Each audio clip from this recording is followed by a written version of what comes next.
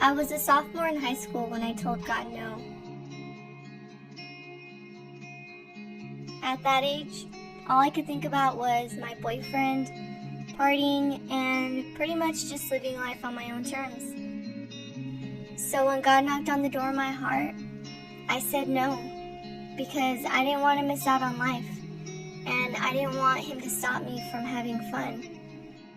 But in all honesty, I didn't want to change. I got into my first relationship when I was in high school. And you know how that can be. My first boyfriend was pretty much everything. My universe, my God, my happiness. He pretty much took priority in my life. He was always first. In 2007, when the economy crashed, my family and I lost our home, so we had to move. My boyfriend and I decided that nothing was going to change. I was only moving 30 minutes away. But a week after I had moved, I couldn't get a hold of him anymore. Turns out he was with someone else. You can just imagine how I felt. I couldn't eat, I couldn't sleep, and at the time I didn't know it, but I was depressed.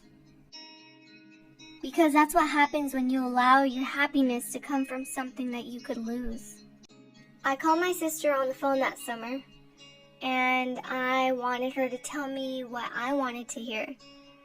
I wanted her to say that everything would be okay, and that eventually we would get back together. But instead, she told me something that changed my life. She quoted to me a verse from the Bible. I'll never forget it. 1 Corinthians 10:13.